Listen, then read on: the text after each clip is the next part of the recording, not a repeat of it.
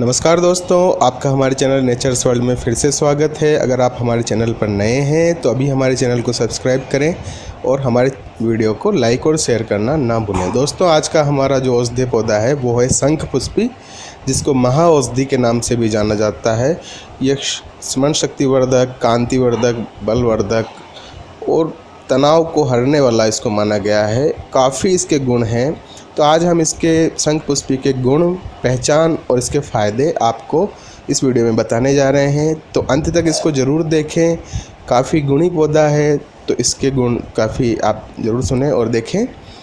तो शंखपुष्पी को शंखपुष्पी क्यों कहा जाता है? इसके पीछे एक कारण है कि ये जो पौधा है इस पर सफ़ेद रंग के शंख के आकार के फूल लगते हैं, जिसकी वजह से इसे शंखपुष्पी नाम दिया गया है।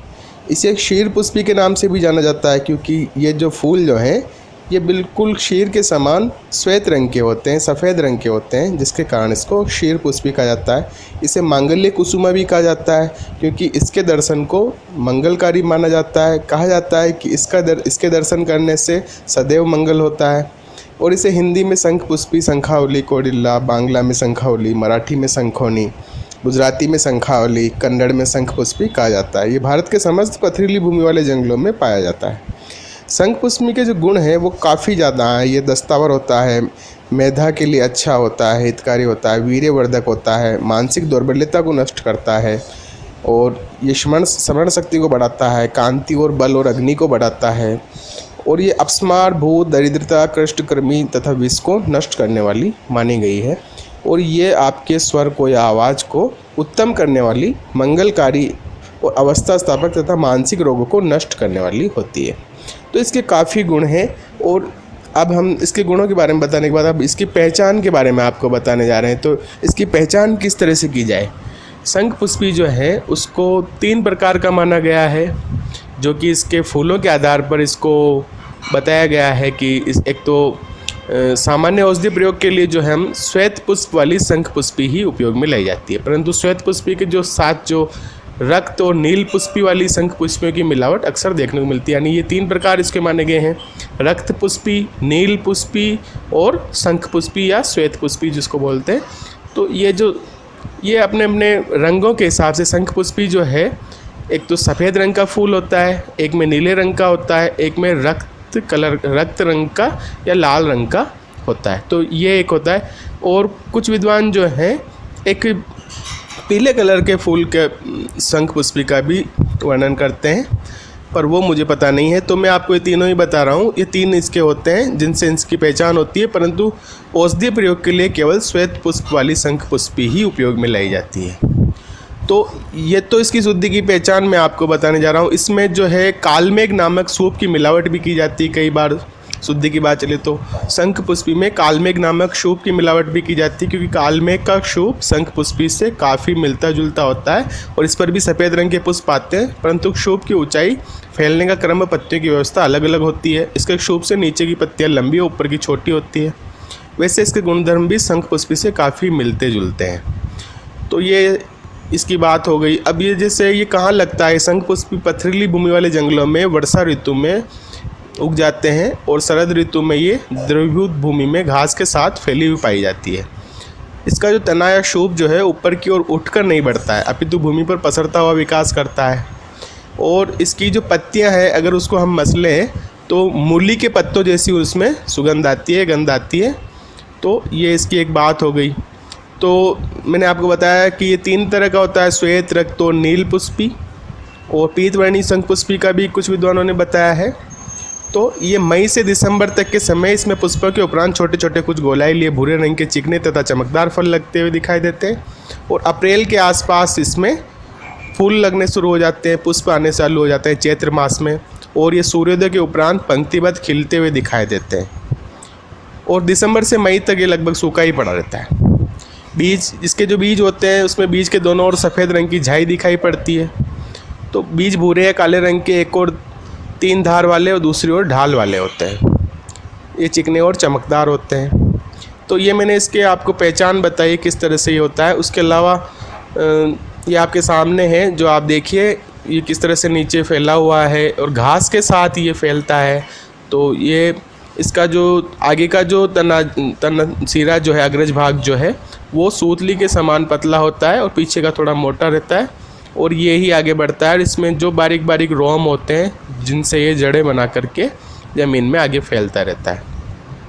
तो अब ये पहचान हो गई इसकी। अब हम इसके फ़ायदों के बारे में बताते हैं, शंखपुष्पी के कितने फ़ायदे हैं। शंखपुष्पी के शराब यानी एल्कलाइड में मानसिक उत्तेजना शामक अति महत्वपूर्ण गुण विद्यमान है। इसके प्रयोग से प्रायोगिक जीवन में स्वतः होने वाली मांसपेशीय हलचलें घटती चली गई।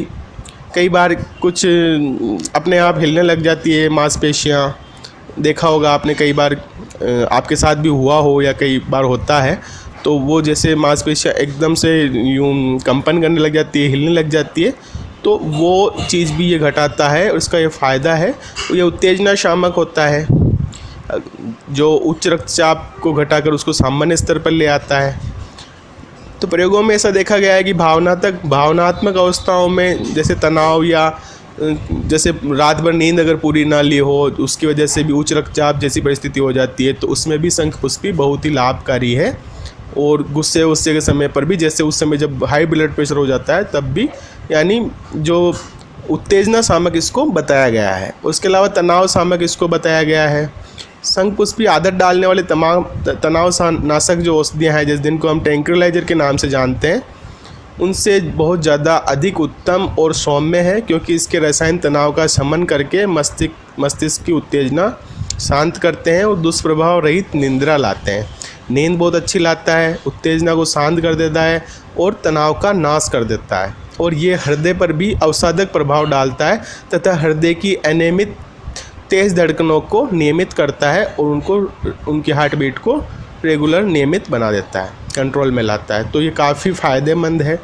इसके अलावा जो थायराइड की जिनको समस्या है, थायराइड का जिनको रोग है, जिनको हाइपर थायराइड है, यानी थायराइड ग्लैंड से जो ज़्यादा स्राव होता है थायरोक्सिन का, जिनके उससे जो उनकी समस्या हो जाती है, जैसे कंपन होती है, घबराहट होती है, नींद नहीं आती है, ऐसी उत्तेजनापूर्ण स्थिति में शंखपुष्पी काफ़ी अनुकूल प्रभाव डालती है। और ये थायराइड ग्लैंड से जो थायरोटॉक्सिन के ज़्यादा स्राव हो जाता है तो हृदय और मस्तिष्क में दोनों प्रभावित इस वजह से हो जाते हैं। तो ऐसी स्थिति में थायराइड ग्रंथि के स्राव को संतुलित मात्रा में बनाए रखने में महत्वपूर्ण भूमिका निभाता है। शंखपुष्पी का सेवन जो है थायरोटॉक्सिकोसिस के नए रोगियों में, जिनको मतलब थायरोटॉक्सिक हो जाते हैं जो, उन रोगियों में एलोपैथिक की औषधियों से भी अधिक प्रभावशाली कार्य ये करता है। यदि किसी रोगी ने आधुनिक एलोपैथी की एंटी थायराइड औषधियों का पहले सेवन किया हो और उसके कारण रोगी में दुष्प्रभाव उत्पन्न हो गए हो, तो शंखपुष्पी ऐसे रोगियों को भी मुक्ति दिलाने में सक्षम है और उनके दुष्प्रभावों को दूर कर देता है और वो थायराइड को कंट्रोल करने में काफ़ी अच्छा है ये। तो अनेक वैज्ञानिकों ने अपने प्रारंभिक अध्ययनों में पाया है कि शंखपुष्पी के सक्रिय रसायन सीधे ही थायराइड ग्लैंड की कोशिकाओं पर प्रभाव डालकर उसके स्राव का पुनः नियमन करते हैं। इसके रसायनों के कारण मस्तिष्क में जो एसिटिलकोलिन नामक अति महत्वपूर्ण जो तंत्रिका संप्रेरक हार्मोन जो होता है उसका स्राव बढ़ जाता है और ये हार्मोन मस्तिष्क की स्थिति उत्तेजना के लिए उत्तरदायी केंद्रों को शांत करता है। इसके साथ ही शंखपुष्पी एसिटाइलकोलिन के मस्तिष्क की रक्त अवरोधी झिल्ली, जिसको ब्लड ब्रेन बैरियर के नाम से जाना जाता है, उसे छनकर रक्त में मिलने को रोकता है, जिससे तंत्रिका संप्रेरक हार्मोन अधिक समय तक मस्तिष्क में सक्रिय बना रहता है। तो इस तरह से ये हाइपर थायराइड जिनमें थायराइड की मात्रा बढ़ जाती है, थायराइड बढ़ जाता है, तो ऐसे थायराइड के रोगियों के लिए काफ़ी फ़ायदेमंद है और उनके लिए काफ़ी बेनिफिशियल है। तो अगर किसी को ये समस्या है तो इसका सेवन करें, काफ़ी फ़ायदा होगा, बहुत ही फ़ायदेमंद है। आप अच्छे से वेद से आप मालूम कर सकते हैं, बहुत फ़ायदेमंद है शंखपुष्पी ऐसी अवस्था में। इसके अलावा दिमागी ताकत बढ़ाता है, आपकी स्मरण शक्ति को बढ़ाता है, कमज़ोर हुई याददाश्त को तेज़ करता है।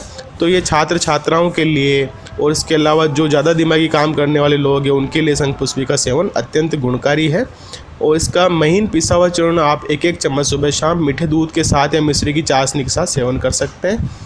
तो ऐसे आप ले सकते हैं, तो ये काफ़ी फ़ायदा होगा। इसके अलावा जैसे तेज़ बुखार के कारण कई बार लोग अपने मानसिक नियंत्रण खो बैठते हैं, अनाप शनाप बकने लगते हैं, ऐसी स्थिति में भी शंखपुष्पी और मिश्री को बराबर वजन में मिलाकर एक चम्मच दिन में 3 या 4 बार पानी के साथ देने से लाभ होता है और नींद भी अच्छी आती है। और अगर किसी को हाई ब्लड प्रेशर है, हाई ब्लड प्रेशर के रोगियों को भी शंखपुष्पी का काढ़ा बनाकर सुबह और शाम पीना चाहिए। 2 कप पानी में 2 चम्मच चूर्ण डालकर उबालें, जब आधा कप रह जाए उतार कर ठंडा करके छान ले। यही काढ़ा है 2 या 3 दिन तक पिए, उसके बाद 1-1 चम्मच पानी के साथ लेना शुरू कर दें। तो इससे हाई ब्लड प्रेशर नॉर्मल हो जाएगा, सामान्य होने तक लेते रहें इसको। तो जब तक सामान्य नहीं हो तब तक इसको काढ़े को लेते रहें। काफ़ी फ़ायदेमंद है, आप लेकर के देखिएगा अगर किसी को हाई ब्लड प्रेशर है तो। और इसके अलावा कई बच्चे जो बड़े होने के बावजूद बिस्तर में पेशाब करने की आदत नहीं छोड़ते हैं, ऐसे बच्चों को आधा चम्मच चूर्ण शहद में मिलाकर, इसका जो पंचांग का है, पंचांग मतलब पूरा पौधा जिसमें जड़ फूल पत्ती सब आ गया पूरा, उसको लेकर के धूप में सुखा लें। ये शंखपुष्पी जो है पूरा पंचांग ही यूज होता है, चाहे आप चूर्ण लें, चाहे इसका स्वरस बनाएं, इसका रस निकालें, चाहे कैसे भी आप लें, ये पूरा पंचांग ही यूज होता है। इसको ऐसे कैसे ले करके और धो करके और सुखा करके फिर चूर्ण बना करके भी आप ले सकते हैं, धो करके रस बनाकर भी आप ले सकते हैं। चूर्ण बनाकर तो जो बच्चे बिस्तर में पेशाब करते हैं वो आधा चम्मच चूर्ण जो है वो सुखा करके चूर्ण बना करके शहद में मिलाकर सुबह शाम चटा दें, ऊपर से ठंडा दूध या पानी पिला दें। तो ये प्रयोग लगातार 1 महीने तक करने से जो बड़े बच्चे जो हैं, जो बिस्तर में पेशाब करने की जिनकी आदत है, वो आदत छूट जाएगी और इससे काफ़ी फ़ायदा होगा। और इसके अलावा शंखपुष्पी जो है शक्तिवर्धन के लिए भी काफ़ी अच्छी है। इसके लिए मैं एक आपको योग बताता हूँ। इसमें आप शंखपुष्पी का पूरा पंचांग, ब्रह्मी, अश्वगंधा, बादाम की गिरी और कद्दू के जो बीज आते हैं उनकी गिरी, तरबूज के बीजों की गिरी, छोटी इलायची, सौंफ, काली मिर्च, आंवला, खसखस, ये सभी जो है 10-10 ग्राम की मात्रा में लेकर मोटा मोटा कूट लें। ज़्यादा बारीक नहीं करना, मोटा मोटा कूट लें। और पूरी गर्मियों में भी, गर्मियाँ आने में है, पूरी गर्मियों में इसका ठंडा पेट ठंडाई बनाकर सेवन करने से शारीरिक व मानसिक दोनों रूप से शक्ति की प्राप्ति होती है। तो मैं वापस बता देता हूँ एक बार आपको। शंखपुष्पी का पंचांग, ब्रह्मी, अश्वगंधा, बादाम की गिरी, कद्दू की गिरी, तरबूज की गिरी, छोटी इलायची, सौंफ, काली मिर्च, आंवला, खसखस, ये जो सभी चीज़ें मैंने बताई है, इनके 10-10 ग्राम की मात्रा आप लेकर के मोटा मोटा कूट करके पीस लें और ठंडाई बना करके गर्मियों में इसका सेवन करें। तो इससे आपको शारीरिक व मानसिक दोनों रूप से शक्ति की प्राप्ति होती है। और जो बौद्धिक कार्य या ज़्यादा स्मरण शक्ति के लिए वाले काम करते हैं तो उसमें इसके दिमागी काम करते हैं तो इसके सेवन से स्मरण शक्ति बढ़ती है और शारीरिक भी अच्छा होता है ये, और मानसिक रूप से दोनों रूप से शक्ति की प्राप्ति होती है। ध्यान में एकाग्रता आती है और वे अधिक सुगमता से निर्णय ले सकने के योग्य बनते हैं। शंखपुष्पी का सेवन शरद ऋतु में अत्यंत सावधानी से करना चाहिए या नहीं करना चाहिए। मैं कहता हूँ शरद ऋतु में इसका प्रयोग ना करें, केवल गर्मियों में इसका प्रयोग करें तो ज़्यादा अच्छा है, क्योंकि इसके डोज और ये किस तरह के लोग जो ज़्यादा दुर्बल रोगी होते हैं उनको इसका सेवन नहीं करना चाहिए। तो एक ये ध्यान रखना है आपको कि अभी गर्मियाँ आ रही है तो गर्मियों में शंखपुष्पी बहुत फ़ायदेमंद है। इस समय आप इसको यूज करें, काफ़ी अच्छा है। और इसी समय इसके फूल वगैरह ये भी निकलते हैं अप्रैल के बाद ही, तो ये अच्छा है। और इसके अलावा जैसे किसी को प्रमेह का रोग है, श्वास के रोग है, पाचक रोग है, खांसी है, श्वास है, पीलिया है, बवासीर है, और या याददाश्त कमज़ोर है, पाचन क्रिया कमज़ोर है, तो इन सभी रोगों में भी ये काफ़ी यूजफुल है। इसके लिए मैं आपको ये जो रोग हैं मैंने बताए जिनका नाम लिया, उनके लिए मैं आपको एक योग बताता हूँ। आप शंखपुष्पी ले लीजिए, सेमल के फूल ले लीजिए, दालचीनी, इलायची बीज, अनंत मूल, हल्दी, दारू हल्दी, श्यामलता, खसखस, मुलहटी, सफ़ेद चंदन, आंवला, सफ़ेद मूसली, भारंगी, पीली हरड़ का छिलका, देवदारू, वंशलोचन और लौह भस्म सभी बराबर मात्राओं में लेकर उनका महीन चूर्ण बना लें। और इस चूर्ण का 2 से 4 ग्राम की मात्रा में दिन में 2 बार सुबह और शाम पानी के साथ सेवन करें। तो ये काफ़ी फ़ायदेमंद है और इन सभी चीज़ों में ये फ़ायदा करेगा। तो इस चूर्ण के सेवन से सभी प्रकार के मूत्र संबंधी प्रमेह रोग, खांसी, श्वास रोग, पीलिया, बवासीर आदि में आराम आ जाता है। मस्तिष्क की स्मरण शक्ति बढ़ती है, पाचन क्रिया सुधरती है, शरीर में नया उत्साह आता है। ऐसा माना जाता है कि बवासीर रोग की उत्पत्ति अजीर्ण होने के पश्चात मल मूत्र के अवरोध, गुदा नलिका और बड़ी आंत की श्लेष्मिक कला में उग्रता, उदर में वायु भरने और रक्त में वृद्धि होने पर होती है बवासीर की उत्पत्ति। तो ये औषधि रोग के मूल कारण रूप मूत्रावरोध आदि को दूर करती है, जिससे रोग की उत्पत्ति नहीं होती है। तो मैंने जो आप ये बताया ये काफ़ी फ़ायदेमंद है, इनको आप लीजिएगा। ये प्रमेह, श्वास और पाचक रोगों में काफ़ी फ़ायदेमंद है। ये जो योग मैंने बताया, जो चूर्ण जो बताया, और इसके जो मैं आपको ये तो बता ही चुका हूँ कि इसका पंचांग का उपयोग किया जाता है, और शंख पुष्पिका जिसका सफ़ेद फूलों वाला पौधा है उसी का आप प्रयोग करें। तो इसकी सेवन विधि मैं आपको एक बार और बता देता हूँ। शंख पुष्पिका समग्र पौधा जो है पूरा, जिसको शूप बोलते हैं, तने से लेकर जड़ से लेकर फूल पत्ती बीज जो हैं सारे फल वगैरह सारे, तो इसी को पंचांग कहा जाता है। इसको आप यूँ का यूँ जड़ सहित निकाल लें और एक साथ औषधि उपयोग के काम आता है। यूँ नहीं कि आप फूल ले लिया पत्ता ले लिया, ऐसा नहीं।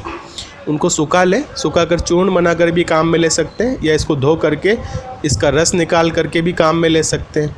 अगर आप इसका चूर्ण काम में ले रहे हैं तो 3 से 6 ग्राम की मात्रा दिन में 2 या 3 बार आप ले सकते हैं। अगर आप दुबले हैं तो 2 बार ही लें, और अगर थोड़े हेल्थ है आपकी, अच्छे वेट ज़्यादा है, तो उस कंडीशन में 3 बार आप इसको ले सकते हैं। 3 से 6 ग्राम अगर चूर्ण को ले रहे हैं तो। और अगर आप इसका रस को ले रहे हैं तो 20 से 45 ml दिन में 2 या 3 बार, आपके वेट को अकॉर्डिंग मैंने बताया है। 20 ml जो है, जो जिनका वज़न कम है वो लें, और 45 ml जिनका वज़न ज़्यादा है वो लें। तो ये एक बताया मैंने। शंख पुष्पिका कल्क भी आप इस्तेमाल कर सकते हैं, 10 से 20 ग्राम दिन में 2 या 3 बार, ये भी ले सकते हैं, वो अलग चीज़ है। आप ये 2 जो मैंने सिंपल चीज़ बताई वो लें। इसके अतिरिक्त शंख पुष्पी से निर्मित ऐसे कई शास्त्रोक्त योग है जिन्हें विभिन्न रोगों में उपयोग कराया जाता है, जैसे कि शंख पुष्पी रसायन, सोमग्रत, ब्रह्म रसायन, अगस्त्य रसायन, वचाग्रत, जैवन्यघृत, ब्रह्मघृत इत्यादि। तो दोस्तों, शंख पुष्पी इतनी बड़ी महाऔषधि है जिसका मिलना बहुत दुर्लभ है, और आप इसको लगा सकते हैं। तो दोस्तों, आज के लिए इतना ही। अगले सेहत से भरे हुए वीडियो में हम फिर मिलेंगे। तब तक के लिए अलविदा। जय हिंद, जय भारत।